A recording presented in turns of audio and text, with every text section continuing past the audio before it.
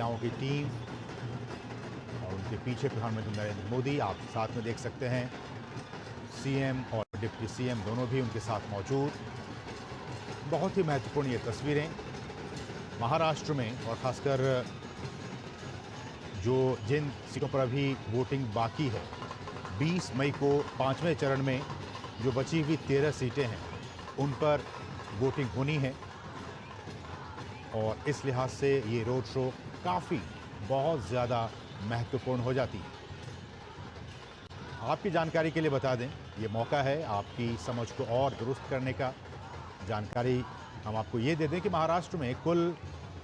जो लोकसभा की सीटें हैं वो 48 लोकसभा की सीटें हैं, और अब तक 4 चरणों में 35 सीटों पर वोटिंग हो चुकी है, और 20 मई को 5वें चरण में जो बची हुई 13 सीटें हैं उन पर वोटिंग होगी। और उस लिहाज से जिन सीटों पर वोटिंग होनी है 5वें चरण में, उस लिहाज से इस रोड शो को आप जोड़ कर देखिए तो बहुत ही महत्वपूर्ण ये बातें हो जाती है और ये तस्वीरें हो जाती है प्रधानमंत्री नरेंद्र मोदी। आज हमने देखा भी कि किस तरह से उन्होंने जनसभा को भी संबोधित किया महाराष्ट्र में। इस दौरान उन्होंने जो विपक्षी गठबंधन है उन पर जमकर उन्होंने हमले किए, निशाना साधा। और शाम के वक्त, इस वक्त प्रधानमंत्री ये सीधी तस्वीरें मुंबई से आप देख पा रहे हैं, जहां वो एक रोड शो में शामिल हो रहे हैं। और आप देखिए इन तस्वीरों में दोनों ही तरफ, सड़क के दोनों ही तरफ हज़ारों की तादाद में लोग प्रधानमंत्री की एक झलक पाने के लिए मौजूद हैं, और साथ साथ एकनाथ शिंदे और देवेंद्र फडणवीस भी उनके साथ इस रोड शो में शामिल हो रहे हैं। और ये जो इलाका है जहां इस वक्त प्रधानमंत्री रोड शो कर रहे हैं, ये मुंबई उत्तर पूर्व लोकसभा सीट में ये आता है। और ये जो मुंबई उत्तर पूर्व लोकसभा सीट है, इस सीट पर बीजेपी का सीधा मुकाबला जो शिवसेना यूबीटी है, उद्धव ठाकरे गुट, उनके साथ है, कांटे की टक्कर है। इस वक्त प्रधानमंत्री मुंबई उत्तर पूर्व लोकसभा सीट में मौजूद हैं और यहाँ पे इस रोड शो में शामिल हो रहे हैं। और इसी सीट पर यहाँ, जैसा कि हमने कहा कि बीजेपी की टक्कर जो है वो शिवसेना यूबीटी गुट के साथ है। और 5वें चरण में 20 मई को यहाँ पे चुनाव होने वाले हैं। और इस सीट से, मुंबई उत्तर पूर्व लोकसभा सीट से, जहाँ की इस वक्त प्रधानमंत्री मौजूद हैं, यहाँ से बीजेपी ने गुजराती मूल के जो मिहिर कोटेचा हैं उनको उन्होंने उम्मीदवार बनाया है। और बीजेपी के सामने शिवसेना यूबीटी के संजय दीना पाटिल वो खड़े हैं, उन दोनों के बीच में चुनौती है। और इस क्षेत्र में जो भांडुप है, घाटकोपर है, विक्रोली और कांजुरमार्ग, यहाँ पे कहा जाता है कि शिव सैनिकों का पुराना गढ़ है ये। लेकिन इस इलाके में गुजरातियों समेत जो बाकी जो प्रवासी हैं उनकी भी अच्छी खासी तादाद है, वो यहाँ के वोटर्स हैं। और इसीलिए चूँकि गुजराती का यहाँ ज़्यादा प्रभाव है, गुजराती अच्छी खासी तादाद में रहते हैं, इसलिए बीजेपी ने मिहिर कोटेचा को, जो कि गुजराती मूल के हैं, उनको यहाँ से बीजेपी ने अपना उम्मीदवार बनाया है। और इन सीट की बात की जाए तो जिन 13 सीटों पर वोटिंग होनी है उनमें मुंबई मेट्रोपॉलिटन रीजन की 10 सीटें भी शामिल हैं। धुले एक सीट है, डिंडोरी, नासिक, एमएमआर, जैसा कि हमने कहा कि मुंबई मेट्रोपॉलिटन रीजन, ये तमाम सीटें। हमारे साथ हमारे सहयोगी शिशिर वे इस वक्त इस रोड शो को कवर कर रहे हैं, मौजूद हैं। शिशिर, हम देख पा रहे हैं कि इन तस्वीरों में प्रधानमंत्री नरेंद्र मोदी हाथ हिलाकर सबका अभिवादन स्वीकार करते हुए आगे आगे महिलाओं की टोली, और सड़क के दोनों ही तरफ हज़ारों लाखों की तादाद में जो वोटर्स हैं, जो लोग हैं, वो मौजूद हैं पीएम की एक झलक पाने के लिए। कितना जोश और उत्साह आप वहां देख पा रहे हैं ग्राउंड जीरो से? बिल्कुल, देखिए, हालांकि इस वक्त कुछ बताना चाहूंगा कि प्रधानमंत्री की अमूमन किसी पब्लिक तो हम सभी जानते हैं कि कितनी तादाद में लोग होते हैं, लेकिन उससे भी कई ज्यादा तादाद में लोग इस रोड शो के लिए हम रास्ते के दोनों तरफ देख रहे हैं। इस वक्त ये रोड शो जहाँ से गुजर रहा है, आपने ठीक फरमाया कि ये मुंबई नॉर्थ ईस्ट का इलाका है, सीट एक कॉन्स्टिट्यूंसी है और काफी विशाल इलाका माना जाता है। हालांकि इसके बावजूद हम देख पा रहे हैं कि लोग जो है बड़ी तादाद में यहाँ पर प्रधानमंत्री को देखने के लिए, उनकी एक झलक पाने के लिए यहाँ पर कई घंटों से खड़े थे। हालांकि धूप काफी है ज्यादा मुंबई में इस वक्त अगर देखा जाए, लेकिन धूप की परवाह नहीं है और इसीलिए हर कोई आम हो, हर कोई खास हो, इस रोड शो पे अगर देख पाएंगे जिस प्रकार से विजुअल्स हम देख पा रहे हैं कि दोनों तरफ जो है बड़ी तादाद में लोग यहाँ पर मौजूद है। प्रधानमंत्री उत्साह उनका दोगुना कर रहे हैं। हालांकि इस सीट का अगर हम मुआयना करें तो ये मुंबई की अगर इस पर्टिकुलर सीट के बारे में बात करें तो यहाँ पर गुजरात को इलाका है, लेकिन साथ ही सिर्फ गुजराती नहीं है, क्योंकि एक सम्मिश्र बस्ती हम कह सकते हैं जिसमें मराठी भी उतनी तादाद में है, बाकी अन्य जो लोग हैं वो उतनी तादाद में है। तो ऐसे में काफी महत्वपूर्ण होता है ये। एक जमाना था यहाँ पर अगर देखा जाए तो ये शिवसेना का गढ़ भी माना जाता है, लेकिन इसी गढ़ में अगर देखा जाए पिछले कुछ समय से अगर देखा जाए तो बीजेपी ने अपनी ताकत बढ़ाई है। फिर चाहे वो पिछला लोकसभा का चुनाव हो या फिर पिछले हम बात करें तो विधानसभा के चुनाव में अगर देखा जाए तो जो किया है बीजेपी द्वारा इसी जो इलाके का चुन कर रहा है, घाटकोपर विक्टोरिया काचुरमा वो इलाका है बीजेपी के जो वोटर्स है तादाद काफी मुंबई की रियासतम सड़कों में से एक सड़क जहाँ से इस वक्त प्रधानमंत्री का ये पूरा काफिला गुजर रहा है। हम देख पा रहे हैं कि दोनों तरफ जो है लोग यहाँ पर खड़े हैं। और दूसरी बात इसमें ये भी है कि स्पेसिफिक लोग नहीं बल्कि लोगों के लिए उनके मनोरंजन के लिए हम देख पा रहे हैं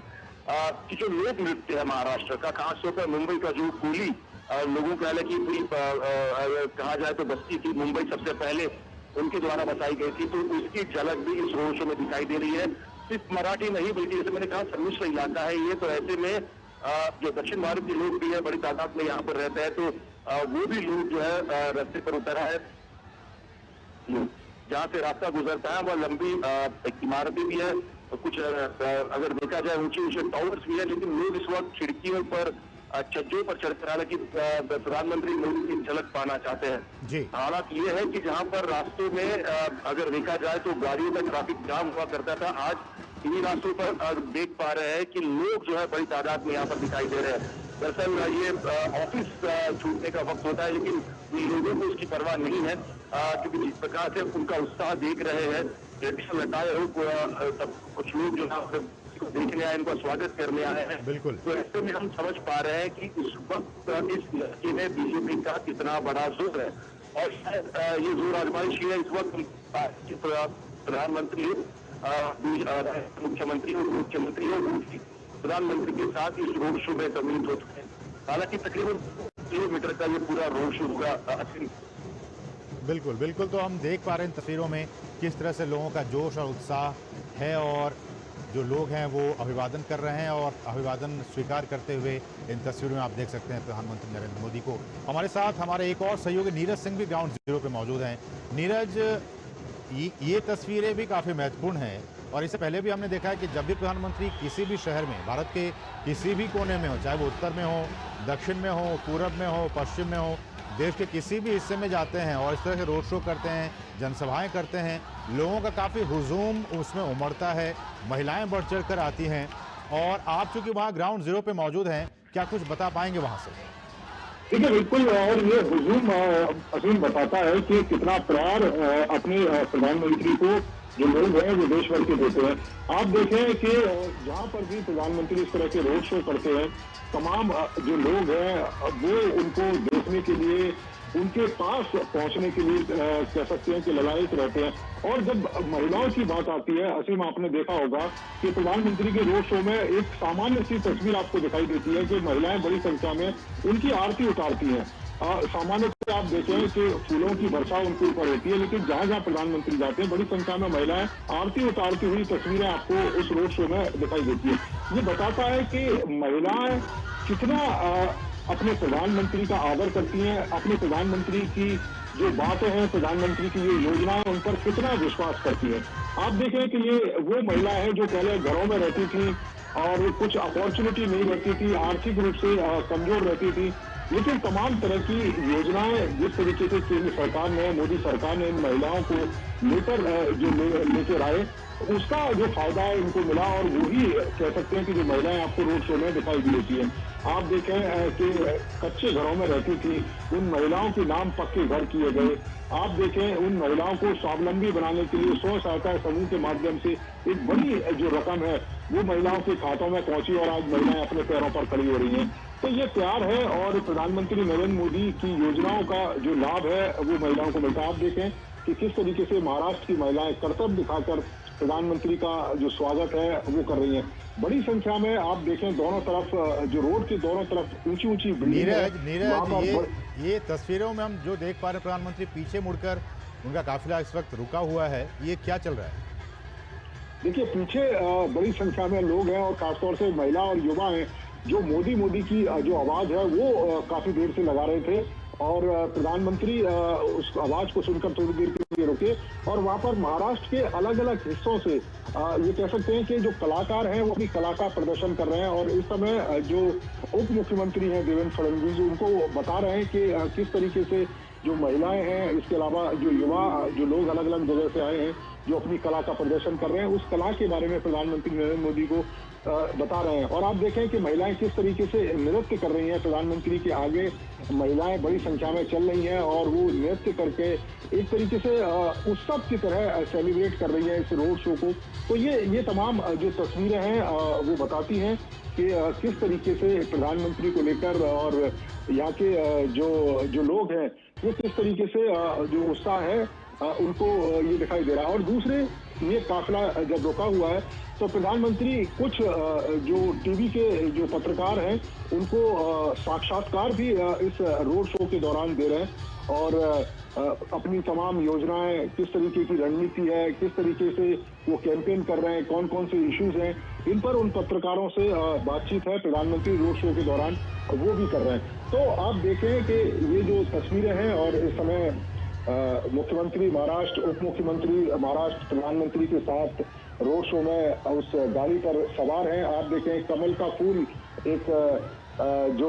बच्चा है उसके द्वारा दिखाया जा रहा है और इसके साथ साथ कई सारी आपने तस्वीरें भी देखी होंगी प्रधानमंत्री के रोड शो के अलावा। जब प्रधानमंत्री रैलियों को संबोधित करते हैं तो प्रधानमंत्री की तस्वीर को लेकर, उनकी माता की तस्वीर को लेकर बड़ी संख्या में लोग आते हैं और प्रधानमंत्री निराश भी नहीं करते हैं और यही कारण है कि प्रधानमंत्री के प्रति जो प्यार है वो महाराष्ट्र के लोगों के द्वारा यहाँ पर आपको दिखाई दे रहा है।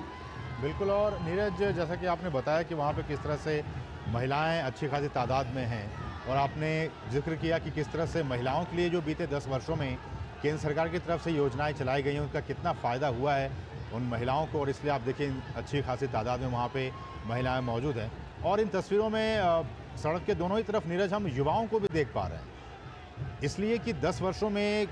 केंद्र सरकार ने युवाओं के लिए भी, चाहे वो जो उनके कौशल विकास की बात हो, उनके रोज़गार की बात हो, इन तमाम क्षेत्रों में स्टार्टअप्स की बात हो, इन तमाम क्षेत्रों में सरकार ने युवाओं के लिए भी खासा काम किया है। इसलिए इन तस्वीरों में हम देख पा रहे हैं कि अच्छी खासी तादाद में युवाओं भी मौजूद हैं, उसमें लड़के लड़कियां सब हैं। देखिए बिल्कुल काम किया है और आप देखें कि जिस तरीके से मोदी सरकार लगातार काम कर रही है हर वर्ग को लेकर, आप सिर्फ युवाओं तक ही ना सीमित रहें, आप महिलाओं को देखें, युवाओं को, किसानों को, इसके अलावा जो मध्यम वर्ग के लोग हैं, तमाम जो पिछड़े समुदाय के लोग हैं उनके लिए जिस तरह की योजना है। आप देखें ये युवा जो पहले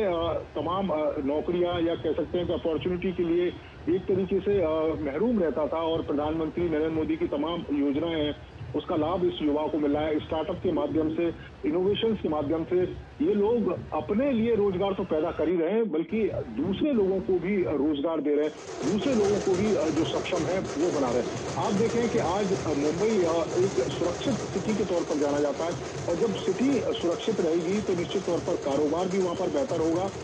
रोजगार और रोजी रोटी के जो धंधे हैं वो भी ज्यादा सक्षम तरीके से चलेंगे। यही कारण है कि आप देखें कि युवाओं को बड़े संख्या में रोजगार दिए गए, उनके लिए स्टार्टअप, मुद्रा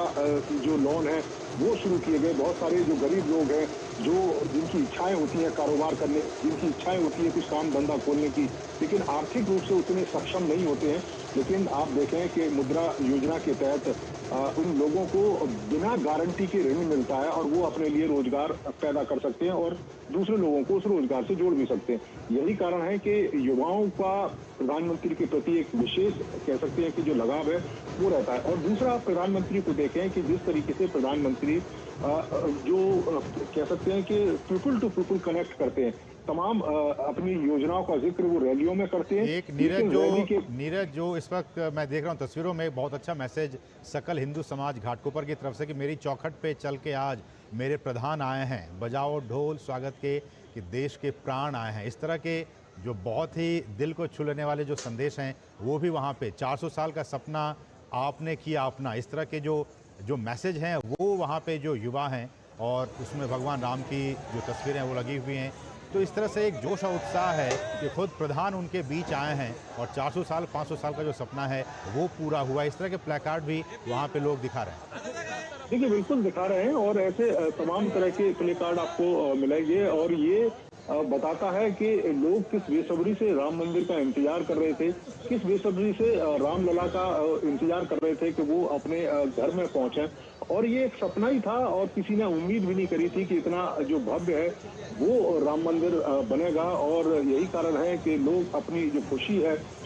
उसको प्रकट कर रहे हैं प्ले कार्ड के माध्यम से। और जिस तरीके से आप देखें कि प्रधान सेवक के तौर पर प्रधानमंत्री कार्य करते हैं,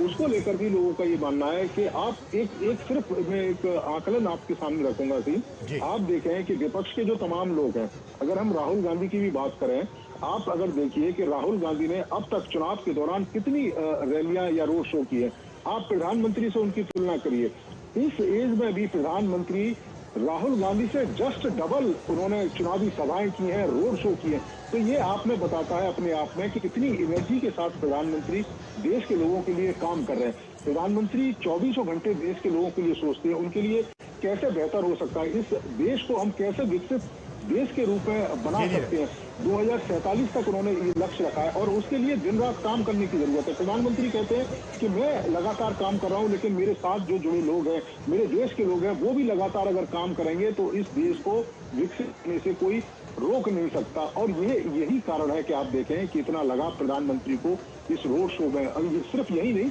देश के अलग अलग हिस्सों में जब प्रधानमंत्री पहुंचते हैं तो इस तरह का जो प्यार है, इस तरह का जो प्रेम है, वो प्रधानमंत्री के ये सड़कों पर उमड़ता आपको दिखाई देता है। बिल्कुल नीरज, हमारे साथ बने रहिए। हम एक बार फिर से रुक करेंगे शिशिर का। शिशिर, आज इस रोड शो से पहले जब पीएम डिंडोरी में थे और वहां जब एक चुनावी जनसभा को संबोधित कर रहे थे तो उन्होंने साफ तौर पर ये कहा, और उन्होंने जो उद्धव ठाकरे हैं उनकी जो शिवसेना है, इससे पहले भी वो कई बार संबोधित कर चुके हैं, इस वर्ड का यूज़ कर चुके हैं, एक बार फिर से उन्होंने आज यूज़ किया। उन्होंने उनकी शिवसेना को नकली शिवसेना कहा और कहा कि 4 जून के बाद नकली शिवसेना और नकली एनसीपी का कांग्रेस में विलय होना पक्का है। क्या कुछ इसके राजनीतिक मायने अगले चरण में चुनाव होने वाले हैं, इसका कितना बेनिफिट बीजेपी को मिलेगा? बिल्कुल, देखिए, हालांकि इसका अगर हम कारण देखें तो 2019 में जिस प्रकार से उद्धव ठाकरे और बीजेपी एक गठबंधन में थे, महायुति में थे, साथ ही साथ एनडीए का हिस्सा भी थे, तो ऐसे में लोकसभा के चुनाव जब हुए तो लोकसभा के चुनाव में दोनों पार्टियों ने एक साथ मिलकर जो ये चुनाव लड़े थे और जो सीट उस वक्त मिली थी वो काफी अच्छी सीट और दोनों पार्टियों को उठाकर उस वक्त मिला था। उसके बाद विधानसभा के चुनाव आए, विधानसभा चुनाव में हमने देखा कि फिर से दोनों पार्टियां एक साथ जो है आकर यहाँ पर लड़ती हुई दिखाई दी थी। उसका भी फायदा जो है दोनों पार्टियों को यहाँ पर हुआ, एक अच्छा नंबर उनको मिला राज्य की विधानसभा। हालांकि उसके बाद अपने सबने देखा किस प्रकार से उद्धव ठाकरे जो है उन्होंने अपना सत्ता अलग चुना और एनसीपी और कांग्रेस के साथ उन्होंने सत्ता में जो है गठबंधन कर लिया। हालांकि यही बात अगर देखा जाए बीजेपी को खटक रही थी। उन्होंने कई रूप से अगर देखा जाए बीजेपी के नेताओं ने कहा कि अगर आपको अलग से लड़ना ही था, अगर आपको कांग्रेस तो हमारे साथ एक साथ मंच अच्छा नहीं करना चाहिए था, जो उस वक्त मांगे थे मोदी जी के मंच से भी। हालांकि मोदी जी भी उस वक्त जो है चुनावी रैली में थे, तो ऐसे में वो नहीं करना चाहिए। उसके बाद जिस प्रकार से हमने देखा कि दोनों ही पार्टियों की, लेकिन इस बात रहे हैं कि बीजेपी जाहिर सी बात है कि जिस प्रकार से दोनों पक्षों की आइडियोलॉजी है, जिस प्रकार से दोनों पक्ष सालों से काम करते आ रहे थे, तो ऐसे शिवसेना का एक जरूर चाह रहा था कि वो जो है बीजेपी के साथ यानी एनडीए के साथ आगे बढ़े। तो ये कारण है कि बीजेपी इस प्रकार से हमने देखा कि शिवसेना में दो फाड़ हो चुके थे। एक जो कि एकनाथ शिंदे, हालांकि हमने देखा कि उन्होंने कहा कि हम विचारों के साथ आगे बढ़ते बढ़ रहे हैं। बात कही थी कि मैं कांग्रेस के साथ बिल्कुल नहीं जाऊंगा। उन्हीं विचारों को लेकर एकनाथ शिंदे कहते हैं कि वो आगे बढ़ रहे हैं और जो विचारों का साथ था एक विचारों के साथ था। और इसीलिए इस बार उन्होंने देखा कि किस प्रकार से 2020 में सत्ता परिवर्तन, 21 में सत्ता परिवर्तन हुआ और एकनाथ शिंदे जो है फिर से बीजेपी के साथ आ गए। तो ऐसे में बीजेपी भी स्पष्ट किया कि विचार दूसरी बात ये भी आती है कि उन्होंने कहा कि असली शिवसेना कौन, असली शिवसेना कौन। तो इसमें अगर देखा जाए तो आंकड़ों की बात करें तो हालांकि आंकड़े अगर देखा जाए तो इलेक्शन कमीशन के सामने इलेक्शन कमीशन ने सभी चीजों को है। तो ऐसे में जो दूसरी शिवसेना है वो कौन है? तो इससे प्रधानमंत्री आगाह है तो असली शिवसेना वो हमारे साथ है। और जो शिवसेना नवी विचारों के साथ अलग हुई है वो उद्धव ठाकरे की। हालांकि इसमें अगर देखा पड़ेगा कि किस प्रकार से उद्धव ठाकरे हो या फिर हम बात करें खासतौर पर एकनाथ शिंदे की बात करें, एकनाथ शिंदे ने इस बात अगर देखा जाए 15 सीटें जो मिली है और प्रधानमंत्री ने जिस प्रकार से बीजेपी प्रत्याशियों का चुनाव अगर देखा जाए पूरा एक रैली उन्होंने निकाली थी, सपोर्ट किया था, पब्लिक मीटिंग्स की थी, रोड शो किए थे, उसी प्रकार के जो उनके अलाइज है मतलब एकनाथ शिंदे के जो प्रत्याशी है उनके लिए भी प्रधानमंत्री जो है विदर्भ का दौरा किया, उन्होंने मराठवाड़ा का किया। हालांकि सर ने कहा कि वो जो पश्चिम महाराष्ट्र है वहां पर भी बड़े तादाद पर वो आए और अब मुंबई की हम बात कर रहे हैं तो मुंबई में प्रधानमंत्री आए। तो ऐसे में प्रधानमंत्री ने स्पष्ट कर दिया है कि उनके साथ वही शिवसेना है जो पिछले 25 सालों से बीजेपी के साथ थी, महायुति में थी। ये उनका कहने का काफी स्पष्ट विषय और लोगों के सामने जब प्रधानमंत्री जाते हैं तो इसी बात को लेकर जाते हैं कि विचारों में कोई जो है अंतर नहीं है और इसीलिए जो इस वक्त लोग हमारे साथ है उसी विचारधारा पर काम कर रहे हैं और चल रहे हैं। तो अब ये लोगों के पाले में गेंद है कि लोग क्या सोचते हैं। हालांकि लोगों ने, जैसे मैंने पहले कहा कि लोगों ने उनको चुन के दिया था क्योंकि इसकी विचारधारा की पार्टियां हैं और ऐसे में उनको विधानसभा में पिछली अच्छे बहुमत मिले थे और साथ ही अगर देखा जाए तो एक अच्छा आंकड़ा इन दो शिवसेना हो या फिर बीजेपी उन दोनों को मिला था। तो ऐसे में लोगों ने उस वक्त भी चुन के दिया था और इसीलिए अमूमन प्रधानमंत्री शायद इस बात को जानते हैं कि अगर शिवसेना उनके साथ रही तो उसका फायदा भी जो है गठबंधन सरकार को होगा। इस प्रकार से सीटों का गणित जुटाना है, उसमें अगर देखा जाए तो एकनाथ शिंदे की शिवसेना जो है, जो असली शिवसेना का जिक्र वो करते हैं, उसका भी एक बड़ा रोल, अहम रोल महाराष्ट्र में होगा। और इसलिए हमने देखा कि पिछली बार से ज्यादा इस बार रैलीज की है। हालांकि लोग ये कहते हैं कि इस बार रैलीज की संख्या ज्यादा है, लेकिन हम ये भी बताना चाहेंगे जिस प्रकार से प्रधानमंत्री कहते हैं कि मेहनत वो काम के द्वारा करते हैं, लेकिन जो काम करते हैं उन लोगों तक पहुंचाने के लिए, उनको बताने के लिए भी ज्यादा मेहनत करनी पड़ती है। इस बार हम वो भी देख पा रहे हैं कि जिस प्रकार से ताबड़तोड़ रैलियां पूरे महाराष्ट्र में हुई है, तो जो काम हुआ है प्रधानमंत्री कह रहे हैं उन काम को लोगों तक ले जाने की जरूरत है। और हालांकि जब भी प्रधानमंत्री बीजेपी कार्यकर्ताओं से बात करते हैं किसी भी मीटिंग में देखा है तो उनका यही जो होता है, काम तो पूरा है वो लोगों तक पहुंचता है। इलेक्शन का लोगों तक पहुंचने का, उनको समझाने का भी किस प्रकार से कार्य हुआ है। तो ये दो चीजें काफी महत्वपूर्ण होगी। शिवसेना इस वक्त जिस प्रकार से उन्होंने शिवसेना सामने शिवसेना ये लोगों के सामने रखने के लिए इतिहास क्या था और इस वक्त उनके पास जो है वो कौन है जो लोगों को बताने के लिए निर्देश दिया है। जी ठीक है, हम इसी बात को आगे बढ़ाएंगे। हमारे साथ हमारे जो सलाहकार संपादक विनोद मिश्र जी हैं वो भी इस वक्त हमारे साथ इस चर्चा में जुड़ चुके हैं। विनोद जी, आपका बहुत बहुत स्वागत है। और विनोद जी, ये आपसे जानना चाहेंगे जिस बात से शिशिर कर रहे थे, क्योंकि सत्ता पक्ष जो है महाविकास आघाड़ी, उनकी बातें कुछ और है, जो विपक्ष में चाहे वो एनसीपी के जो शरद पवार गुट है वो या फिर उद्धव ठाकरे का जो शिवसेना है वो विपक्ष ऐसा कह रहा है और एक नैरेटिव बनाने की कोशिश ये की जा रही है कि जिस तरह से टूट हुआ, चाहे वो शिवसेना की बात हो या फिर एनसीपी की बात हो, इस चुनाव में इन दोनों पार्टियों की तरफ से एक सहानुभूति वोट की बात की जा रही है और कहा जा रहा है कि लोग काफ़ी नाराज़ हैं और इसलिए जो एक सहानुभूति वाली जो वोट है वो ट्रांसफ़र हो जाएगा उद्धव ठाकरे की शिवसेना को और शरद पवार के एनसीपी को। आपकी प्रतिक्रिया इस पर? जी, मैं अभी शिशिर की ही बात को थोड़ा सा आगे बढ़ाता हूँ आपके सवाल पे आने के लिए। ये देखिए, ये मुंबई का आज ये पहली बार पीएम मोदी का ये रोड शो है। और जब ये मुंबई का पीएम मोदी का ये रोड शो आप कहते हैं, तो ये भी आपको हमें समझना पड़ेगा कि मुंबई का जो अभी तक का एक राजनीतिक परिदृश्य जो भी था वो भी बदलने वाला है। तो आप कह सकते हैं एक कुल मिला के कि ये एक ऐतिहासिक रोड शो है। जी। और जब ऐतिहासिक रोड शो आप कहते हैं, तो उस समय में जब आप कहते हैं कि एनसीपी में जिस तरह से टूट हुई है, शिवसेना में इस बार इतनी बड़ी टूट हुई है, तो इस दोनों पार्टी के बीच में एग्जिस्टेंस के लिए इस बार एक बड़ी लड़ाई है, जो आप कह सकते हैं कि उनका एक लिटमस टेस्ट है कि वो जनता के बीच में कितने पॉपुलर हैं। वो उसका एक बड़ा टेस्ट इसमें होने वाला है। सबसे खास बात यह है कि जब शिशिर बता रहे थे, उसी बात को मैं आगे बढ़ाता हूं कि 2019 में आप देखिए, जब ये शिवसेना और बीजेपी के दोनों साथ मिलकर चुनाव लड़ी थी उस समय में, और बीजेपी 2014 से लेके लगातार मुंबई में, खास करके महाराष्ट्र में नंबर 1 की पार्टी बनी हुई है। और इस नंबर 1 की पार्टी में आप देखिए कि बीजेपी को पिछली बार भी लोकसभा के चुनाव में कई सीट, जहां तक मुझे याद है, लगभग 23 सीटें बीजेपी को मिली थी, 18 सीटें शिवसेना को मिली थी। नवनीत राणा जो वो इंडिपेंडेंट कैंडिडेट जीती थी, वो भी बीजेपी के सपोर्टर थी।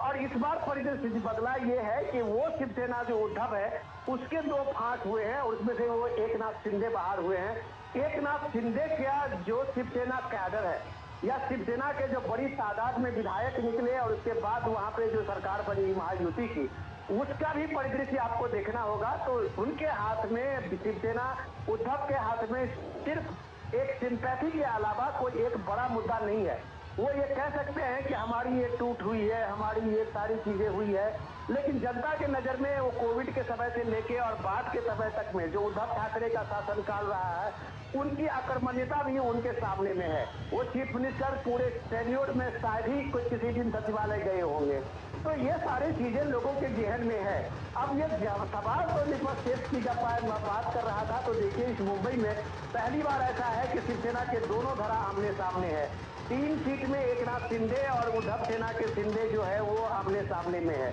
तो ये आप ये कह सकते हैं कि एक अस्तित्व की बड़ी लड़ाई है दोनों शिवसेना के बीच में कि असली सेना कौन। जब प्राइम मिनिस्टर मोदी अब कहते ही अभी कल्याण की सभा में कहते हुए ये नकली सेना से सावधान रहने की जरूरत है, तो उसके पीछे उनका एक तर्क है कि अगर ये सहानुभूति उनके लिए काम करते हुए नजर आती, तो महाराष्ट्र के पॉलिटिक्स में जिसको सबसे बड़ा चाणक्य ये माना जाता है शरद पवार को, तो शायद उनको ये कहने की जरूरत नहीं पड़ती कि आने वाले टाइम में जो छोटी मोटी पार्टियां हैं उसका कांग्रेस में विलय हो जाएगा। तो यही बात पीएम मोदी ने आज यहाँ की पब्लिक रैली में उठाया था। क्या बाला साहब ठाकरे का शिवसेना, क्या उनकी वो पार्टी और उनका स्वाभिमान आज कांग्रेस के पार्टी में विलय होने जा रहा है, ये एक दुखद पहलू है। जब प्राइम मिनिस्टर मोदी बाला साहब ठाकरे की बात करते हैं, तो आप उसी तरह से देखिए कि शिवसेना शिंदे जो है वो अपना सिंबल को लेके बाला साहब ठाकरे को ये माना है। तो ये असली और नकली शिवसेना का भी टेस्ट इस लोकसभा के चुनाव में होना है।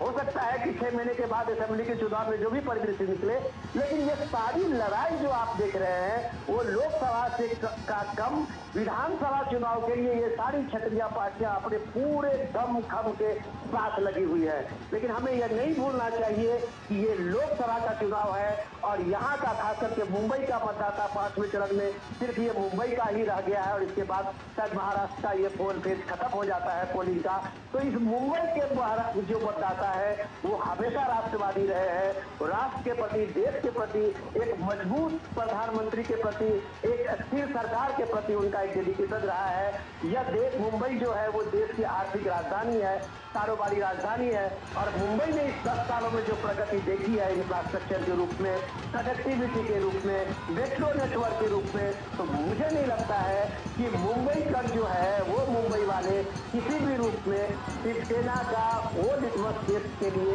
वो अपनी तरफ से किसी भी तरह का योगदान देंगे, क्योंकि उनको ये बात का पता है कि नरेंद्र मोदी उनके सामने में एक टेस्टेड प्राइम मिनिस्टर हैं।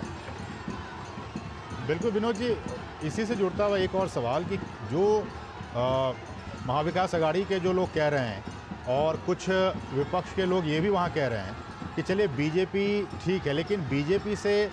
जो वहाँ के जो लोग हैं, जो वोटर्स हैं, उतने नाराज़ नहीं हैं। ये मैं अभी कहीं पढ़ रहा था, उसमें कहा कि लोग बीजेपी से ज़्यादा नाराज़ नहीं है इस चुनाव में, सबसे ज़्यादा अगर नाराज़ हैं तो ये एकनाथ शिंदे से हैं और अजीत पवार से हैं। वो इसलिए कि उन्होंने ये जो टूटन हुआ पार्टी में, चाहे वो शिवसेना की बात हो या फिर एनसीपी की बात हो, इन्होंने उसमें बढ़ चढ़कर हिस्सा लिया। इसलिए लोग ज़्यादा बीजेपी से कम और इन दोनों ही लोगों से ज़्यादा नाराज़ हैं। देखिए, ये परसेप्शन की बात है और नैरेटिव की बात है। अगर आप इसके प्रोडक्ट को देखिए कि पूरे के पूरे एनसीपी का जो एग्जिस्टेंस है वो अजीत पवार के हाथ में था। अजीत पवार ही उस पूरे पार्टी का नेटवर्क से लेके पूरे पार्टी को एक तरह से आप लीड करते हुए दिखते थे, भले ही शरद पवार का नाम था।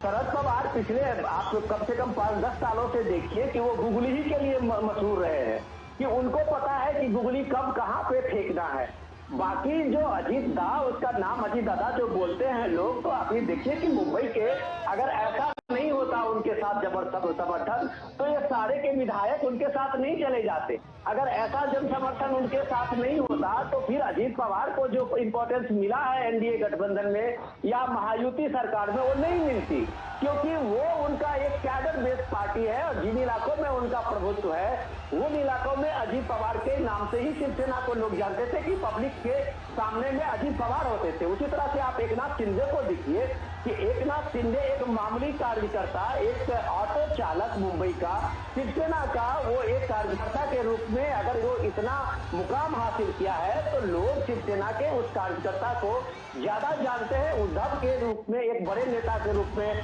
आदित्य ठाकरे के रूप में, उनका एक परिवार का ही ज्यादा ये है। तो आप कुल मिला के कह सकते हैं कि ये परिवार की जो वहाँ पे अपना एग्जिस्टेंस है उसको चुनौती दिया है। उसको चुनौती अजीत पवार ने दिया है, उसको चुनौती एकनाथ शिंदे ने दिया है। अब इसका नैरेटिव जो लोग नाराज में कह रहे हैं वो एक तरह से सिंपैथी के लिए कह रहे हैं और उस सिंपैथी के लिए शरद पवार का नाम आगे किया जाता है। लेकिन लोगों को पता है कि शिवसेना शरद पवार ने अपने पीछे पॉलिटिकल कैरियर 40 साल के पॉलिटिकल कैरियर में आज तक ऐसा कोई भी लीडर नहीं रहा जिसको उन्होंने धोखा नहीं दिया है। तो उनकी विश्वसनीयता क्या है, इस बात की चर्चा तो हम बाद में करेंगे। लेकिन प्राइम मिनिस्टर मोदी की क्रेडिबिलिटी को लोगों को पता है कि प्राइम मिनिस्टर मोदी जिसने जो कहा वो किया। आज अगर वहां राम मंदिर का भव्य प्राण प्रतिष्ठा की बात आप कहें तो लोगों में मुंबई में खास करके शिवसेना में बीजेपी से ज्यादा राम मंदिर के लिए था, एक मुखर सपोर्ट था और उस बात को लेकर शिवसेना सबसे बड़े आगे आए थे और उसका क्रेडिट भी बाला साहब लेते हुए दिखते थे। आज अगर उस उद्धव से नाम है मुंबई के आप राम मंदिर से आप दूरी बनाते हैं, आप एक नया फ्रेम करते हैं सेकुलरिज्म का, तो शायद उनके कैडर, उनके वोटर को ये सही डाइजेस्ट नहीं होता होगा। क्योंकि बाला साहब का जो एक अपना आदर्श रहा है, विचारधारा रहा है, उस बात को अगर एकनाथ शिंदे आगे बढ़ा रहे हैं तो शायद यह बात कहने में बेईमानी होगी कि ये एकनाथ शिंदे से नाराजगी है और उद्धव के लिए लोगों का एक बड़ी आप कह सकते हैं कि सद्भावना है या एक लहर है, उस चीज का मैं कहीं नहीं देख पा रहा हूँ। और इसलिए विनोद जी, आज प्रधानमंत्री की वो बातें मुझे याद आ रही हैं। आज ही जब वो महाराष्ट्र में थे और चुनावी जनसभा को संबोधित कर रहे थे डिंडोरी में, तो उन्होंने कहा भी कि बाला साहब ठाकरे ने ये कहा था जब वो जीवित थे, उन्होंने कहा था कि जिस दिन शिवसेना कांग्रेस की राह पर चलने लगेगी उस दिन उनकी शिवसेना का अंत हो जाएगा। तो जिस तरह से प्रधानमंत्री ने कहा बाला साहब ठाकरे के हवाले से, और हम आप समझ सकते हैं कि इस वक्त महाराष्ट्र की पॉलिटिक्स में क्या कुछ हो रहा है। ऐसे में हम एक बार फिर से रुख करेंगे, हमारे सहयोगी नीरज सिंह ग्राउंड जीरो पे मौजूद है, मुंबई में इस रोड शो को वो कवर कर रहे हैं। नीरज, क्या कुछ आप बताना चाहेंगे, क्योंकि हम देख पा रहे हैं तस्वीरों में जो जोश और उत्साह है वो लगातार कायम है, ढोल नगाड़ों के साथ प्रधानमंत्री के आवभगत में लोग लगे हुए हैं। देखिए बिल्कुल, और मैं विनोद जी की बात को थोड़ा सा और आगे बढ़ाऊंगा कि आप देखें कि जो शिवसेना की जो स्थिति है और जो एनसीपी की स्थिति है, अगर ऐसी में आप देखें कि जो अजीत पवार जिस तरीके से एनसीपी को आगे लेके जा रहे थे, आप देखें कि शरद पवार ने जब उत्तराधिकार चुनने की बात आई तो उन्होंने अजीत पवार को आगे नहीं किया, उन्होंने अपनी पुत्री को आगे किया। इसी तरीके से आप देखें कि शिवसेना में उद्धव ठाकरे अगर चाहते तो एकनाथ शिंदे को आगे कर सकते थे, पार्टी के बड़े नेता थे, लेकिन उन्होंने एकनाथ शिंदे को आगे ना करके अपना जो पुत्र है उस मोह में पार्टी को लेके गए। और यही कारण है कि आज महाराष्ट्र के अंदर आपको एनसीपी और जो शिवसेना है उसकी जो स्थिति है वो देखने को मिल रही है। निश्चित तौर पर आप देखें कि प्रधानमंत्री जब इस बात का जिक्र करते हैं कि वो देश के लोगों के लिए लगातार जो कार्य है वो कर रहे हैं, और आप देखें इस समय प्रधानमंत्री का काफिला रुका हुआ है, और जैसा कि हम असीम आपको जिक्र भी कर रहे थे कि प्रधानमंत्री मीडिया के कुछ लोगों के साथ जो इंटरव्यू है वो भी इस रोड शो के दौरान दे रहे हैं। और ये जो दृश्य आपको दिखाई दे रहे हैं कि महाराष्ट्र में जिस तरीके से घाटकोपर इलाके में जो लोग हैं, आप देखें कि 400 पार में लोगों ने 450 पार के जो पुलिस कार्ड हैं वो भी वहाँ पर शो कर रखे, जो बताता है कि प्रधानमंत्री को लेकर किस तरीके का विश्वास यहाँ के जो लोग हैं वो व्यक्त कर रहे हैं। आप देखें कि इस इलाके की अगर हम असीम बात करें, ये एक ऐसा इलाका है, कारोबारी इलाका है, और बड़ी संख्या में जो अलग अलग देश के अलग अलग हिस्सों के जो लोग हैं वो इस इलाके में रहते हैं। खासतौर से आप देखें कि गुजराती समुदाय के लोग भी यहाँ पर आपको मिलेंगे, जो पंजाब से कुछ समुदाय के जो लोग हैं वो यहाँ पर मिलेंगे, साउथ इंडिया से भी यहाँ पर जो लोग हैं बड़ी संख्या में रहते हैं। तो आपको एक तरीके की एक मिनी इंडिया की जो झलक है वो घाटकोपर इलाके में दिखाई दे रही है। और ये जो दृश्य आप देख रहे हैं कि जिस तरीके से विहंगम दृश्य है, दोनों ही तरफ लाखों की संख्या में जो लोग हैं प्रधानमंत्री का जो स्वागत करने के लिए सड़कों पर उमड़े हैं, ये बताता है कि पूरे देश का एक मिनी इंडिया यहाँ पर उतरा हुआ है। और ये मिनी इंडिया अपने प्रधानमंत्री को किस तरीके से चाहता है, ये मिनी इंडिया अपने प्रधानमंत्री की गारंटी पर किस तरीके से विश्वास व्यक्त करता है। आप देखें कि केवल एक वर्ग की बात नहीं, आप देखें किसानों को लेकर जिस तरीके से किसान सम्मान निधि, क्योंकि बड़ी संख्या में जो विदर्भ के जो किसान हैं वो मौजूद है, इसके अलावा महाराष्ट्र के अलग अलग हिस्सों में किसान है। 6,000 रुपए की एक मुश्त जो कह सकते हैं कि जो रकम है वो एक साल के अंदर किसानों के खातों में जाती है। उसी तरीके से राज्य सरकार भी किसानों को पैसा देती है। दोनों जो डबल इंजन जब मिलता है तो जिनकी जो आय है वो भी दुगनी होती है। आप देखें आज 12,000 रुपए किसानों को यहाँ पर मिल रहे हैं। इस तरीके से अगर आप देखें कि युवाओं के लिए तमाम तरह के स्टार्टअप यहाँ पर शुरू हुए, एक तरीके से आर्थिक नगरी है, बड़े पैमाने पर अर्थतंत्र यहाँ से पूरे देश का यहाँ पर चलता है। बॉलीवुड यहाँ पर मौजूद है, और उस बॉलीवुड में काम करने के लिए लाखों की संख्या में जो लोग हैं उनको रोजगार मिलता है। केवल जो हीरो है वही एक्टिंग नहीं करता, तमाम हीरो के पीछे ये कह सकते हैं कि ऑफ कैमरा तमाम लोग होते हैं जिनको बड़े पैमाने पर रोजगार मिलता है, क्योंकि बड़ी संख्या में यहाँ पे पिक्चरें बनती है। आप देखें कि बड़ी बड़ी मल्टीनेशनल जो कंपनीज हैं उनके यहाँ पर ऑफिस है, उनमें लाखों की संख्या में जो लोग हैं वो यहाँ पर काम कर रहे हैं। आप देखें कि महिलाओं को लेकर जिस तरीके से रोजगार के तमाम साधन उपलब्ध कराए गए हैं, उन महिलाओं को जो घर की चार दीवारी में रहती थी आज ऑफिसों में जाकर वो काम कर रही है, लोगों के साथ कंधे से कंधे मिलाकर आगे बढ़ रही है। आप अगर यहाँ पर देखें कि जिस तरीके से विकास की तमाम योजनाएं प्रधानमंत्री ने पिछले 10 सालों में महाराष्ट्र के अंदर जिस तरीके से शुरू की है, चाहे रोड कनेक्टिविटी की बात हो, रेल कनेक्टिविटी की बात हो, और मुंबई जो कहते थे कि एक तरीके से जाम की नगरी कही जाती थी एक समय में, आज उस जाम की स्थिति में सुधार हुआ है, क्योंकि बड़ी पैमाने पर सड़कें भी बनी है, फ्लाईओवर भी बने हैं, अंडरपास बने हैं, कनेक्टिविटी को बढ़ावा दिया गया है। और यही इस विकास की बात प्रधानमंत्री कहते हैं कि जब चहुमुखी विकास होगा तो भारत तेजी के साथ विकसित होगा। और यही कारण है कि आप देखें कि प्रधानमंत्री की इस विकास की गारंटी में महाराष्ट्र के लोग उनका साथ देते हुए इस रोड शो में नजर आ रहे हैं। बिल्कुल, तो विकास का कार्य बीते वर्षों में हुआ है और इस बात का जिक्र हमारे सहयोगी नीरज सिंह कर रहे हैं। विनोद जी, मैं आपके पास आना चाहूँगा और एक छोटी सी जानकारी हम अपने दर्शकों को ये दे दें कि इसी साल इस साल के आखिर तक महाराष्ट्र में विधानसभा के चुनाव भी होने वाले हैं, और 2019 में जब पिछला चुनाव हुआ था विधानसभा का, उसके बाद से वहाँ के पॉलिटिक्स में, वहाँ की राजनीति में एक बड़ा बदलाव आया है। विधानसभा चुनाव के ठीक बाद बीजेपी और शिवसेना का गठबंधन जो है वो टूट गया था, और शिवसेना कांग्रेस और एनसीपी के साथ चली गई थी। लेकिन उसके बाद 2022 में शिवसेना के भी दो टुकड़े हो गए, और जो एनसीपी थी वो 2023 में टूट गई, जैसा कि हम जिक्र कर रहे थे अभी। शिवसेना का जो शिंदे गुट है और एनसीपी का अजित पवार गुट वो बीजेपी के साथ चला गया, जो कि इस वक्त महायुति का हिस्सा है। और वहीं महाराष्ट्र में इसका मतलब कि सीधा मुकाबला इस बार के चुनाव में, लोकसभा चुनाव में या फिर आने वाले विधानसभा चुनाव में, जो महायुति है बनाम महाविकास अघाड़ी के बीच है इस बार का चुनाव। और इसमें शरद पवार की एनसीपी और उद्धव गुट का जो वो है और कांग्रेस पार्टी एक साथ है। ऐसे में विनोद जी, मेरा सवाल ये कि चूंकि प्रधानमंत्री को इस वक्त हम देख पा रहे हैं बीजेपी ने बहुत अच्छा खासा स्टेक लगाया है इस बार के लोकसभा चुनाव में। 48 सीटें हैं महाराष्ट्र में। ऐसे में जो बीजेपी ने और प्रधानमंत्री मोदी ने जो नारा दिया है कि इस बार 400 पार का नारा, इस 400 पार के नारे में उत्तर प्रदेश में 80 सीटें हैं लोकसभा की, उसके बाद से महाराष्ट्र एक बहुत ही महत्वपूर्ण स्थान रखता है। तो ये जो तमाम सारी चीज़ें हैं, महायुति बनाम महाविकास अघाड़ी, इन दोनों के बनाम महाविकास अघाड़ी बनाम महायुति, इसमें इस 400 पार के नारे को साकार करने के लिए बीजेपी कितना महत्वपूर्ण और कितना जोर लगा रही है? अजीम, सबसे पहले हमें ये जानने की जरूरत है कि इस बार का जो चुनाव है पूरे देश में, महाराष्ट्र को आप उसके साथ ले सकते हैं, मोदी बनाम ऑल का है।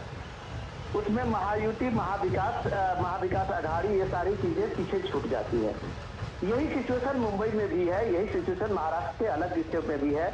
ये मोदी बनाम ऑल का चुनाव है। अब उसमें रीजनल के स्तर पे महायुति कितना मजबूत है या महाविकास अघाड़ी कितने मजबूत है, वो मजबूती की टेस्ट तो उनको असेंबली के इलेक्शन में होगा। लेकिन इस इलेक्शन में जहां तक मैं देख रहा हूं और समझ रहा हूं, मैं थोड़ा सा नीरज की बात को बहुत बढ़िया इनपुट दे रहे थे, मैं नीरज की ही बात को थोड़ा आगे बढ़ाता हूं। इसके बाद मैं आपके सवाल को जवाब देने की कोशिश करूंगा। जो इम्पोर्टेंट ये है, जो नीरज बता रहे थे कि जो काम बोलता है, और जब ये काम बोलता है तब आप देखते हैं ये लोगों की भीड़, मुंबई जैसे आर्थिक नगरी है, ये देश के कारोबारी राजधानी है, वहां अगर लोग इतने लाखों की तादाद में लोग सड़क के दोनों किनारे खड़े होके अगर पीएम के अभिवादन के लिए खड़े हैं, तो आप कह सकते हैं कि ये मुंबई के लोग अपनी कृतज्ञता जाहिर कर रहे हैं पीएम मोदी का। वो चाहे इंफ्रास्ट्रक्चर डेवलपमेंट का हो, वो चाहे आतंकवाद का जो मुंबई का सिलसिला था, आपने देखा होगा, हमने सारी दुनिया उस बात को पता है, 26/11 के धमाके का, उसके बाद वो ट्रेन का ब्लास्ट, वो सारी चीजें। तो वो जो एक गारंटी है पीएम मोदी का कि उसके बाद आपने देखिए कि ये बम तो दूर, एक पटाखा तक कहीं नहीं फूटा। तो ये गारंटी और ये आश्वासन जो कारोबारी राजधानी में छोटे कामगार से लेके और बड़े उद्योगपति को मिलता है, फिल्म इंडस्ट्री को मिलता है, बॉलीवुड को मिलता है, ये सारे लोगों को मिलता है, तो जाहिर सी बात है, आप कह सकते हैं कि मुंबई देश के सबसे बड़ा जीडीपी देने वाला अगर शहर है, तो मुंबई को एक आर्थिक विकास के साथ साथ उसकी सुरक्षा का भी केंद्र सरकार में, मोदी सरकार ने पूरी तरह से ख्याल रखा है। जहां आप ये कह सकते हैं कि जो वर्ल्ड क्लास जो इंफ्रास्ट्रक्चर की बात आप कहते हैं, तो वर्ल्ड क्लास इंफ्रास्ट्रक्चर अगर किसी को मिला है तो सबसे ज्यादा मुंबई और मुंबई के आसपास के सारे इलाके को मिले हैं। जहां पर इंफ्रास्ट्रक्चर में मोदी सरकार का बजट 11 लाख करोड़ से ज्यादा है, और उस 11 लाख करोड़ का बजट आप देखें कि मुंबई के और उसके पास के हॉटस्पॉट जो है वो कितना सिमट गया है। एक आप अगर एक इंफ्रास्ट्रक्चर, बड़े इंफ्रास्ट्रक्चर की बात करें, तो सबसे बड़ा इंफ्रास्ट्रक्चर जो था उसका मुंबई ट्रांस था, जो हार्बर लिंक था। आप उसकी बात करें कि एक नवी मुंबई जो मुंबई से घंटों लगता था लोगों को जाने में, उसकी दूरी ये हार्बर जो लिंक है वो बनने से, मुंबई ट्रांस लिंक बनने से 20 मिनट पहुंच गई है। ऐसे अगर आप मुंबई और पुणे का डिस्टेंस देखिए तो उसको कितने घंटों में नितिन गडकरी का वो इंफ्रास्ट्रक्चर डेवलपमेंट वहां किया है, सड़कों का जाल बिछा हुआ है। तो आर्थिक गतिविधि जहां बढ़ती है उस कारोबारी राजधानी में, तो उसका क्रेडिट कहीं न कहीं आपको सबसे कम केंद्र में मोदी सरकार को देना होगा। और यही एक्नॉलेजमेंट है उस भीड़ का, जो उसकी गति बढ़ी है, उसकी स्पीड बढ़ी है। तो वो जो मोमेंटम बना है मुंबई का और शहर का, जो वर्ल्ड क्लास इंफ्रास्ट्रक्चर मिला है वहाँ के कारोबारी को, वहाँ के जो कामगार करने वाले लोग हैं, छोटे उद्योगपति हैं,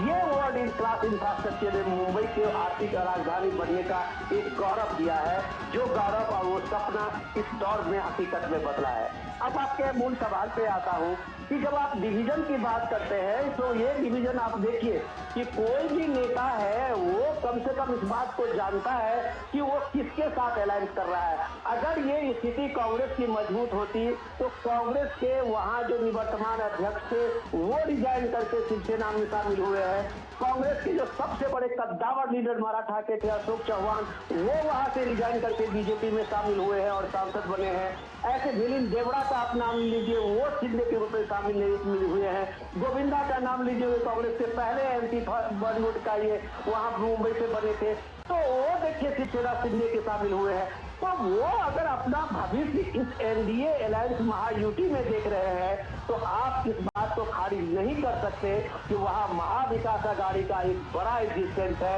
जो कोई न कोई चमत्कार दिखाएगा। अगर चमत्कार दिखाने की हालत होती तो शायद कांग्रेस के जो कट्टावर लीडर है, आप संजय निरुपम को ही देख लीजिए, वहां मुंबई में कम से कम कांग्रेस के वो अध्यक्ष रहे हैं, इतनी मजबूत लड़ाई वो कम से कम पूर्वांचल से लेके और सारे जो बिहार के लोग हैं उनके एक सर्वमान्य लीडर रहे हैं और कांग्रेस को उनको कांग्रेस छोड़नी पड़ी है और वो शिवसेना शिंदे ग्रुप के साथ में आए हैं। तो आप अगर इस तरह का नेताओं का जो दौड़ भाग देखते हैं, वहां पे नेताओं का जिस तरह से देखते हैं कि एक तरह से होड़ मची है पार्टी छोड़ने की, उस हालत में ये सिर्फ नैरेटिव हम इसको कह सकते हैं कि जो बनाया जाता है कि महायुति के अगेंस्ट में महाविकास अघाड़ी अभी भी कायम है, तो ये बात किसी न किसी तरह से जब हम ग्राउंड पे लाते हैं तो वो बेकार साबित होती है, वो झूठ साबित होती है। अगर ऐसा नहीं था तो आप ये देखिए कि कांग्रेस के पास दो अपने, जहां से कांग्रेस लगभग 50 साल से चुनाव लड़ती रही है, वहां उसके दो कैंडिडेट नहीं मिले, जो प्रिया दत्त ने मना किया था उसमें चुनाव लड़ने का। तो आप ये देखिए कि सिचुएशन ग्राउंड क्या है, जहाँ एक पार्टी को अपने एक मजबूत कैंडिडेट नहीं उतार पा रहा है और वो कैंडिडेट जो है वो सीधे शिवसेना के खाते में चला जा रहा है, उद्धव के खाते में चला जा रहा है। तो आप कह सकते हैं कि ये एक दूसरे का कंधा थामे हुए हैं। उस आंधी में बचने के लिए जो लगता है कि कहीं न कहीं हमारा मिल के साथ मिलने से, साथ रहने से कहीं हमारा वजूद बच जाएगा, और ये सिर्फ वजूद बचाने की लड़ाई है। और आज जो पीएम मोदी का रोड शो आप देख रहे हैं, मुंबई में जो 20 तारीख को चुनाव होने वाला है 5वें फेज का, सारे 6 पार्लियामेंट कंस्टिट्यूंसी में, तो वो लोगों को एक तरह से लोगों ने इसका प्रोजेक्शन दिखाया है, आप कह सकते हैं टेलीविजन की भाषा में, कि ये चुनाव का कर्टेन रेजर है। ठीक है, ऐसे में शिशिर मैं आपके पास आना चाहूँगा, जैसा कि हमारे वरिष्ठ सलाहकार विनोद जी कह रहे हैं कि ये वजूद बचाने की लड़ाई है ये चुनाव। आपसे जानना चाहेंगे, चाहे वो शरद पवार की बात कह लें या फिर उद्धव ठाकरे की बात कर लें, 2024 का लोकसभा चुनाव क्या वाकई इन नेताओं के लिए अपने अस्तित्व की लड़ाई है, अपने वजूद की लड़ाई है? बिल्कुल, देखिए इस वक्त चाहे वो शरद पवार खेमा हो या फिर उद्धव ठाकरे खेमा हो, पुरजोर प्रयास कर रहा है कि किस प्रकार से जो है फिर से सत्ता में एक बार आ जाए, किस प्रकार से ज्यादा सीटें पाई जाए। और इसलिए हम अमूमन देख पा रहे हैं, फिर जुबानी जंग भी हम देख पा रहे हैं, किस प्रकार से बिलो द बेल्ट भी कमेंट किए जा रहे हैं। हालांकि राजनीति में इससे पहले ऐसा स्तर था नहीं, लेकिन जिस प्रकार से अब राजनीति का स्तर अगर देखा तो वो एक चिंता की विषय जरूर है। और इसलिए फिर चाहे वो जिस प्रकार से हमने कहा कि दोनों खेमे चाहते हैं कि किस प्रकार से भी सत्ता में फिर से एक बार वापसी हो जाए या फिर ज्यादा से ज्यादा सीट मिले। कारण इसके पीछे का ये भी है क्योंकि 2019 में हमने जिस प्रकार से देखा था कि पर्दे के पीछे कुछ और चीजें चल रही थी, और जिस प्रकार से जो है शरद पवार खेमा हो या फिर उद्धव ठाकरे खेमा हो, कांग्रेस के साथ मिलकर उन्हें सत्ता स्थापित कर ली थी। तो ऐसे में इस बार भी हालांकि ये प्रयास जरूर रहेगा दोनों पार्टियों का कि किस प्रकार से जो है डिस्क्रेडिट किया जाए। एक बात विनोद जी जो आपने सवाल पूछा था कि क्या किस प्रकार से इस वक्त अगर देखा जाए तो एकनाथ शिंदे का कद महाराष्ट्र में, किस प्रकार से अजित पवार का कद महाराष्ट्र में, उसका एक उदाहरण देना चाहूंगा इसके पीछे में। कि प्रधानमंत्री की बात करें तो उनका रुख काफी स्पष्ट है और वो हमेशा कहते हैं कि जो परफॉर्मेंस करता है उनको उनका ज्यादा लक्ष्य होता है, और ऐसे लोग जो है उनके साथ अमूमन देख पाते हैं कि ज्यादा होते हैं। खास तौर पर अगर हम एकनाथ शिंदे की बात करें, एकनाथ शिंदे की महाराष्ट्र में इमेज है कार्यकर्ता की, एक ऐसे कार्यकर्ता जिसने कई साल शिवसेना में काम किया है, थाने से आते हैं एकनाथ शिंदे, लेकिन उसके बावजूद देखा जाए तो कई मंत्री, हालांकि वो भी स्वयं कैबिनेट मंत्री थे महाराष्ट्र की सरकार में 2014 से 2019 के बीच में अगर देखा जाए, और उसके बाद भी अगर देखा जाए जब सत्ता परिवर्तन हुआ उस वक्त भी एकनाथ शिंदे जो है मंत्री थे। तो ऐसे में इनको काम का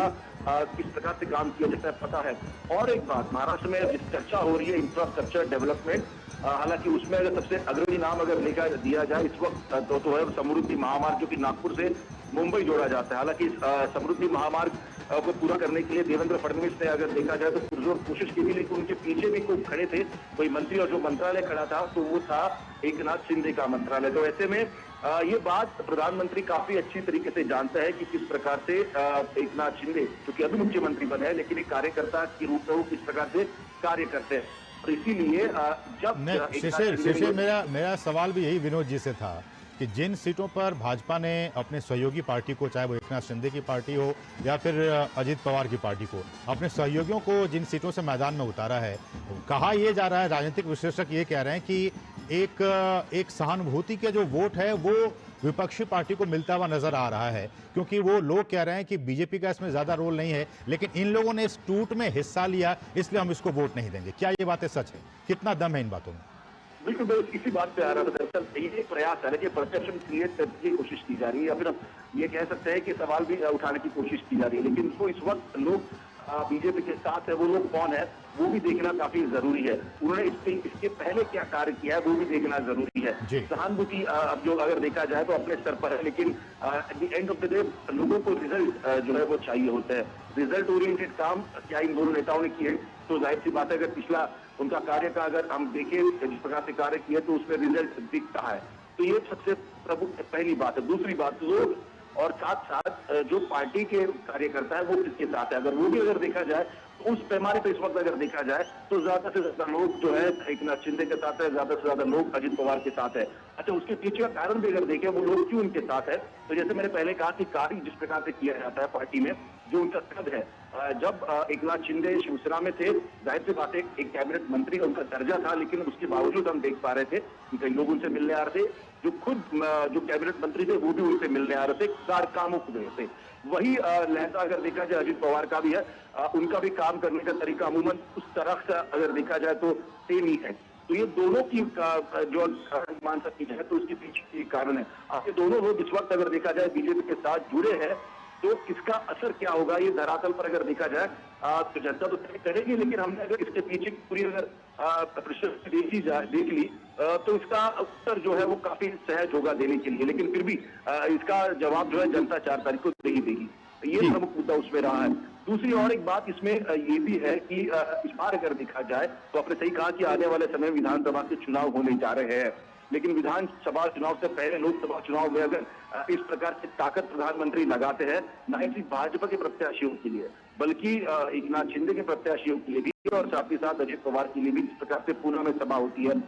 जिस प्रकार से मराठवाड़ा में सभा हुई है, जिस प्रकार से आज हमने देखा कल्याण में सभा हुई थी, तो ऐसे में ये काफी सीधा और सटीक प्रयास है भाजपा का ये कहने के लिए कि जो लोग हमारे साथ है उनके लिए प्रधानमंत्री जो है इस वक्त रास्ते पर उतरा है, सपोर्ट उनको पुरजोर किया जाएगा और उनको सशक्त बनाने का भी प्रयास किया जाएगा। क्योंकि ये भी सवाल उठाए जा रहे थे कि बीजेपी के साथ जो छोटी मोटी पार्टी आती है, जो राजनीतिक पार्टी आती है, खासतौर पर रीजनल पार्टीज आती है, उनका अस्तित्व क्या होता है, ये भी सवाल जो है विपक्ष द्वारा उठाए गए थे। तो हालांकि ऐसे में अगर देखा जाए तो जो सीटें चुन के आने वाली है वो एकनाथ शिंदे की पार्टी से जो है जीत के आने वाली है। महाराष्ट्र में ये भी कहा जा रहा था कि एकनाथ शिंदे जो है तकरीबन उनसे 8 या 9 या 10 सीटें मिलेंगी, लेकिन इस वक्त हम देख पा रहे हैं कि एकनाथ शिंदे जो है 15 सीटें जो है उसके आसपास वो लग रहे हैं महाराष्ट्र में। तो ऐसे में सीटों का अगर आंकड़ा देखें तो वो भी जो है दिया गया है। तो ऐसे में जो ये प्रयास करने का कोशिश की जा रही थी कि जो है रीजनल पार्टीज को जो है यहाँ पर बीजेपी खत्म करना चाहती है, तो उसका उत्तर जो है स्वयं बीजेपी ने दिया है। जिस प्रकार से सीटों का बंटवारा हुआ है, लोग ये कहते हैं कि छोटी रीजनल पार्टीज है उनके जो प्रत्याशी है उनको गिराने का प्रयास बीजेपी करती है। तो ऐसे में स्वयं प्रधानमंत्री इस वक्त जो है मैदान में है और जो उनके साथ अलाइड पार्टनर्स हैं उनके प्रत्याशियों के लिए भी जो है चुनावी सभा कर रहे हैं। तो इन सभी मुद्दों को टैकल जो है बीजेपी से इस प्रकार से किया जाए। जो मुद्दे विपक्ष द्वारा उठाए जा रहे हैं, जैसे मैंने कहा ये कुछ मुद्दे थे जो कि सामने आ रहे थे, विपक्ष बार बार उसको उठा रहा था, तो उसका प्रयास भी जो है प्रधानमंत्री द्वारा हालांकि इस प्रकार के जो रैलीज है, जो कार्य किए जो कर रहे हैं उससे सामने आ रहा है। अब आगे वाले समय में अगर देखा जाए तो किस प्रकार से विधानसभा चुनाव का गणित होगा, काफी जटिल इस वक्त अगर स्थिति महाराष्ट्र में है, खासतौर पर 2019 की बात हो चुकी है, क्योंकि जिस प्रकार से 2 फाड़ हुए हैं, फिर चाहे वो एनसीपी हो या फिर हम बात करें शिवसेना की हो, तो ऐसे में कयास लगाना वैसे तो काफी मुश्किल है कि किस प्रकार से चुनावी गणित यहाँ पर बैठते हैं। लेकिन जहां तक बात करें कि कौन सी राह पर कौन सी पार्टी चल रही है, और अगर उसको अगर दिखा तो आने वाले समय में किस प्रकार से जो यह संपादित कर पाएगी, ये भी अनुमान लगाना काफी कठिन नहीं होगा। शिशिर, बहुत महत्वपूर्ण बात आप कह रहे हैं, और जैसा कि हमने कहा भी कि जो सत्तारूढ़ महायुति गठबंधन है 48 में से 45 सीटें जीतने का लक्ष्य रखा है, और इन 45 सीटों का जीतने का जो लक्ष्य रखा है इसके लिए प्रधानमंत्री खुद चुनावी मैदान में उतरे हुए हैं, और तमाम उनके साथ जो एनसीपी की बात हो या फिर शिवसेना की बात हो, तमाम लोग उनके साथ हैं, ताकि जो एक सपना है प्रधानमंत्री का कि 400 पार हम जाएंगे, एनडीए 400 पार। उसके लिए महाराष्ट्र भी एक बहुत ही महत्वपूर्ण राज्य है उत्तर प्रदेश और बिहार के साथ साथ। ऐसे में हमारे साथ नीरज सिंह भी लगातार बने हुए। नीरज, आप इन चर्चाओं को सुन रहे हैं, आप अगर इसमें कुछ ऐड ऑन करना चाहें। नीरज, आप हमारे साथ बने हुए हैं? आवाज आ रही है आपको? जी जी जी, बताएं। मैं वही कह रहा हूँ कि विनोद जी जिस आर्थिक नगरी की बात कर रहे थे और जिस तरह के डेवलपमेंट की बात जो हमारे संवाददाता शिशिर हैं वो कर रहे हैं, मैं आपको बता दूं कि महाराष्ट्र सरकार ने आने वाले 5 सालों में 1 ट्रिलियन इकोनॉमी का लक्ष्य रखा है। और ये लक्ष्य बताता है कि जब आप देखें कि हम 5 ट्रिलियन इकोनॉमी की जब बात प्रधानमंत्री करते हैं कि किस तरीके से आने वाले समय में भारत को $5 ट्रिलियन की अर्थव्यवस्था बनाना है, और उसमें से $1 ट्रिलियन की अर्थव्यवस्था का जिक्र महाराष्ट्र सरकार करती है कि आने वाले 5 सालों में करेंगे। और आप देखें कि उसके लिए जो बड़े पैमाने पर जो प्रोजेक्ट के जो प्रस्ताव हैं वो भी सामने आए हैं, जिसमें ट्रांसपोर्ट और इंफ्रास्ट्रक्चर की तमाम परियोजना है उसको पूरा किया जाना बाकी है। आप देखें कि जिस तेजी के साथ महाराष्ट्र विकास के राह पर आगे चल रहा है, उसका जो फायदा है वो आने वाले समय में जो महाराष्ट्र के लोग हैं या देश के अलग अलग हिस्से से महाराष्ट्र में जो लोग काम कर रहे हैं उनको आने वाले समय में मिलेगा। और यही कारण है कि जो डबल इंजन की जो बात लगातार प्रधानमंत्री करते हैं कि अगर 2 राज्य सरकार और केंद्र सरकार मिलकर अगर लगातार काम करेंगे तो उसका सबसे ज्यादा जो लाभ है वो आम लोगों तक ही पहुंचेगा। चाहे आयुष्मान योजना की बात हो, चाहे गरीब लोगों को घर देने की बात हो, गरीब लोगों के लिए रोजगार के लिए तमाम साधनों को उपलब्ध करवाने की बात हो। आप देखें कि आज भी हमारी जो राष्ट्रीय जीडीपी है उसमें 10% का योगदान महाराष्ट्र से ही मिलता है। सबसे ज्यादा जो राजस्व है वो जनरेट करता है महाराष्ट्र। तो ये बताता है कि महाराष्ट्र के अंदर कितनी क्षमताएं हैं, और इस क्षमताओं को अगर इसी तेजी के साथ काम में ढाला गया तो इसका लाभ न केवल महाराष्ट्र के लोगों को मिलेगा बल्कि पूरे देश को उसका लाभ मिलेगा, क्योंकि देश के तमाम हिस्सों से अलग अलग जो लोग हैं वो महाराष्ट्र के अंदर रहते हैं। तो यही कारण है कि इस अर्थ नगरी को, जिसे माया नगरी भी कहते हैं, अर्थ नगरी भी कहते हैं, विकास के पथ पर तेजी से आगे ले जाने की जरूरत है। और पिछले कुछ समय में जिस तरह की रुकावटें आई, जिस तरह की अड़चने आई, चाहे महाराष्ट्र की राजनीति एक अलग दिशा में चली, केंद्र और राज्य सरकार में जो टकराव है वो भी देखने को मिला, लेकिन अब वो टकराव देखने को नहीं मिल रहा है। वो विकास की योजनाएं तेजी के साथ आगे बढ़ रही हैं, उसका जो लाभ है वो महाराष्ट्र के लोगों को मिल भी रहा है, और वो जो लाभ महाराष्ट्र के लोगों को मिल रहा है वो इस समय प्रधानमंत्री के साथ सड़कों पर आपको दिखाई भी दे रहे हैं। क्योंकि ये आप समझें कि ये एक ऐसी नगरी है जो 24 घंटे चलती है। यहाँ पर लोगों के लिए 5 मिनट का समय नहीं होता किसी दूसरे को देने के लिए। ये इस तरह की नगरी है, लेकिन उसके बावजूद भी कई घंटों से यहाँ लोग इंतजार कर रहे हैं प्रधानमंत्री का। ये बताता है कि महाराष्ट्र के लोग प्रधानमंत्री की गारंटी, प्रधानमंत्री की योजनाएं और प्रधानमंत्री जो विकसित भारत के लक्ष्य को लेकर आगे चल रहे हैं, चाहे हमारे सांस्कृतिक मूल्यों की सुरक्षा की बात हो, चाहे हमारी धरोहरों की सुरक्षा की बात हो, उनको सम्मान देने की बात हो, उसी सम्मान के साथ ये महाराष्ट्र के लोग खड़े हुए हैं, जो बताता है कि ये नगरी पूरी तरीके से प्रधानमंत्री नरेंद्र मोदी को समर्पित होती दिखाई दे रही है रोडों पर। और यही वजह है कि प्रधानमंत्री भी आप देखें कि जहां जहां जाते हैं उनका सबसे ज्यादा फोकस यही रहता है कि गरीब कल्याण पर काम किया जाए, महिलाओं के विकास की बात की जाए। आप पूरी कैंपेन को देखें कि प्रधानमंत्री ने जिस तरीके से तमाम योजनाओं का जिक्र किया। सचिन भी बता रहा था कि बिलो द बेल्ट जाकर एक दूसरे के ऊपर जो आरोप है वो लगाए जा रहे हैं। और मुझे लगता है कि राजनीति में जो लोग वोट डालने के लिए मतदान केंद्रों पर जाते हैं असीम, वो सिर्फ यही चाहते हैं कि उनके भले के लिए काम हो, उनके विकास के लिए काम हो, उनके जिले के लिए काम हो, उनके राज्य के लिए काम हो। वो इस तरह के जो भाषणबाजी है या ये कहें कि इस तरह के आरोप प्रत्यारोप को सुनना नहीं पसंद करते। यही कारण है कि प्रधानमंत्री विकास के मार्ग को जिस तरीके से आगे लेके जाना चाहते हैं वही लोग दिखाई भी दे रहे हैं, क्योंकि वो भी लोग चाहते हैं कि अगर उनके घरों में सुख शांति रहेगी, उसके जिले में सुख शांति रहेगी, राज्य में सुख शांति रहेगी, तो उसका लाभ उसके परिवार को भी मिलेगा, राज्य को भी मिलेगा, जिले को भी मिलेगा। और विकास के जिन लक्ष्यों को लेकर पार्टी आगे चल रही है, विकास के जिन लक्ष्यों को आम आदमी चाहता है, वो लक्ष्य भी पूरे होंगे। और यही कारण है कि प्रधानमंत्री लगातार विकसित भारत की बात करते हैं। बिल्कुल नीरज, आपने बिल्कुल सही कहा। और बीते 10 वर्षों में भारतीय राजनीति की जो दिशा और दशा बदली है, जिसमें कि केंद्र बिंदु में विकास को लाकर रख दिया गया है। ये 10 साल पहले की स्थितियां नहीं हुआ करती थी, कुछ और ही मुद्दे हुआ करते थे, लेकिन बीते 10 वर्षों में प्रधानमंत्री नरेंद्र मोदी ने, उनके विजन ने विकास को, डेवलपमेंट